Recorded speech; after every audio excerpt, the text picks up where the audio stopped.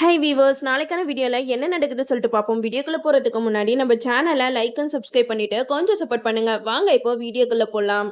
Episode வேற லெவலில் போய்கிட்டு இருக்கு. நம்ம சந்திரகலா வந்து செம்மையாக பிளான் பண்ணி கார்த்தியை மாட்டி விடுறதுக்காக கார்த்தி கம்பெனிக்கே சாமுண்டீஸ்வரியை கூட்டிட்டு போறாங்க. அங்க போயிட்டு ஒரு டெண்டர் வாங்குறதுக்காக எல்லாருமே வெயிட் பண்ணிக்கிட்டு இருக்காங்க. அப்போ எல்லாரும் கார்த்தியை பத்தி தான் பேசிக்கிட்டு இருக்காங்க. அபிராமியோட பையன் கார்த்திக் சார் மட்டும் வந்துட்டாருன்னா அவ்வளவுதான், அந்த டெண்டரை எப்படியாவது பேசி அவர் வாங்கிப்பாரு அப்படிங்கிற மாதிரி எல்லாம் பேச நம்ம சந்திரா வந்து சிரிச்சுக்கிட்டு இருக்காங்க.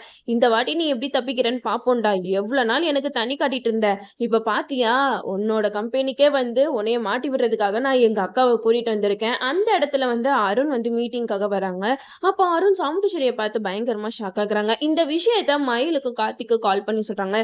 கார்த்தி, டெண்டர் வாங்குறதுக்காக உன் அத்தை சாமுண்டீஸ்வரியே நம்ம கம்பெனிக்கு வந்திருக்காங்கடா அப்படின்னு சொல்ல, இதை கேட்ட கார்த்திக் வந்து அத்தை எப்படி அங்க போயிருப்பாங்க அப்படின்னு சொல்லிட்டு யோசிக்கும் போது மயில் சொல்றாங்க, ஏப்பா அதான் சின்னத்தை கூடயே சுத்துதுல, உன்னைய மாட்டி விடணும் தாப்பா இப்படி எல்லாம் பண்ணுது அப்படின்னு சொல்லிட்டு சொல்றாங்க. அப்போ கார்த்திக் வந்து செம்ம ஐடியா பண்றாங்க. நம்மள மாட்டி விடணும்னு நினைச்சா அவங்க தான் அசிங்கப்பட்டு நிப்பாங்க அப்படின்னு சொல்லிட்டு இளையராஜாவை தான் அந்த மீட்டிங்ல பேச வைக்கிறதுக்காக நம்ம கார்த்திக் வந்து இங்க ஏற்பாடுலாம் பண்ணிக்கிட்டு இருக்காங்க. இந்த சைட நம்ம சந்திரா வந்து மனசுல நினைக்கிறாங்க, டே கார்த்தி, இந்த விஷயம் வந்து உனக்கே தெரியாது நாங்க இங்க வந்திருக்கோம்னு, தெரிஞ்சாதானே நீ இதுல இருந்து எஸ்கேப் ஆவ, தெரியாம நீ இங்க வந்துட்டனா அப்புறம் எப்படி இங்க இருந்து நீ எஸ்கேப் ஆவ அப்படிங்கிற மாதிரி சந்திரகலா வந்து மனசுல கார்த்தியை நினைச்சு சிரிச்சுக்கிட்டே இருக்காங்க. அப்போ சாமுண்டீஸ்வரி சொல்றாங்க, சந்திரா என்ன நீ சிரிச்சுக்கிட்டே இருக்க அப்படி சொல்லிட்டு கேட்க, அப்போ சந்திரகலா சொல்றாங்க, இன்னும் கொஞ்ச நேரத்துல பாருக்கா, நீ இங்க நடக்கிற விஷயத்தெல்லாம் பார்த்து பயங்கரமா ஷாக் ஆக போற அப்படின்னு சொல்லிட்டு சந்திரகலா வந்து சொல்லிக்கிட்டு இருக்காங்க. ஏன்னா இது வந்து கார்த்தி கம்பெனினால கார்த்தியோட லோகோ, அது மட்டும் இல்லாம கார்த்தி சம்பந்தப்பட்ட விஷயம் எல்லாம் இங்க இருக்கும்ல, அதை வச்சாவது எப்படியாவது மாட்டி விடலாம் தான் இந்த சந்திரகலா பிளான் பண்ணி இந்த கம்பெனிக்கு கூட்டிட்டு வந்திருக்காங்க. கண்டிப்பா இந்த வாட்டியும் நம்ம சந்திரகலா தான் ஏமாந்து போவாங்க. ஏன்னா கார்த்திக் வந்து அலர்ட் ஆயிட்டாரு. அருண் வந்து எல்லா விஷயத்தையுமே கார்த்திக் கிட்ட கால் பண்ணி சொல்லிட்டாங்க. சோ இந்த வாட்டி வந்து நம்ம கார்த்திக் மாட்டிக்க மாட்டாரு, ஈஸியா தப்பிச்சிருவாரு. மறுபடியும் சந்திரகலா மொக்க வாங்கிட்டு தான் திரும்பி போறாங்க.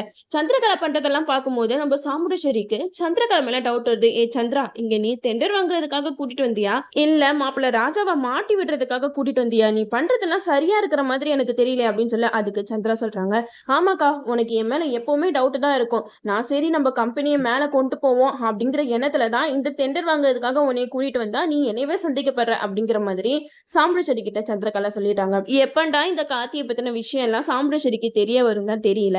ஒரு தடவையும் பாவம் சந்திரகலாவும் எவ்வளவோ ட்ரை பண்ணிக்கிட்டு இருக்காங்க, கடைசியில அவங்க தான் ஏமாந்து போறாங்க. இந்த சைடு பாண்டியம்மா கோயில்ல பயங்கரமா அசிங்கப்பட்டு நிக்கிறாங்க. அவங்க அசிங்கப்பட்டு நிக்கிறதுக்கு காரணம் பரமேஸ்வரியும் சாமுண்டீஸ்வரியோட 4 பொண்ணுங்களும் தான் காரணம் அப்படின்னு சொல்லிட்டு அவங்கள பழி வாங்கணும்னு துடிச்சுக்கிட்டு இருக்காங்க. சிவனாண்டி கிட்ட சொல்றாங்க, சிவனாண்டி இதுக்கு மேல நான் சும்மா இருக்க மாட்டேன்டா, என்னைய அசிங்கப்படுத்தின அந்த பரமேஸ்வரி கிழவியையும் அந்த 4 பொண்ணுங்களையும் நான் எப்படியாவது பழி தீத்தாக்கணும் அப்படின்னு சொல்லிட்டு பேசிக்கிட்டு இருக்கும்போது சிவனாண்டி சொல்றாங்க, நீங்க பாருங்க சித்தி, நம்ம பண்ற விஷயம் இந்த ஊர் மக்களுக்கும் தெரியக்கூடாது, அது மட்டும் இல்லாம அந்த டிரைவருக்கு முக்கியமா தெரியக்கூடாது அப்படிங்கிற மாதிரி சொல்றாங்க. அப்போ பாண்டியம்மா கோவிந்தன் அப்படிங்கிற ஒருத்தருக்கு கால் பண்ணி அவங்க கிட்ட சில பல விஷயத்தெல்லாம் சொல்றாங்க. அதாவது இந்த 4 பொண்ணுங்களும் தீக்குழியில இறங்கும் போது அந்த தீக்குழியிலேயே எரிஞ்சு பஸ்மம் ஆகிடணும் அப்படிங்கிற மாதிரி பிளான் போட்டுக்கிட்டு இருக்காங்க. அது எப்படி நம்ம கார்த்திக் இருக்கிற வரைக்கும் இதெல்லாம் நடக்குமா? இதுங்க ஒரு பக்கம் பிளான் போட, இந்த சைடு வந்து இந்த பிளான் எல்லாத்தையுமே நம்ம கார்த்தி எப்படியோ கண்டுபிடிச்சிருவாரு. கண்டுபிடிச்சு கரெக்டா அவங்க தீக்குழியில இறங்க போகும்போது நம்ம கார்த்திக் அந்த 4 பொண்ணுங்களையும் இறங்க விடாம காப்பாத்திடுவாங்க. கடைசியில இந்த பாண்டியம்மா தான் அசிங்கப்பட்டு நிப்பாங்க.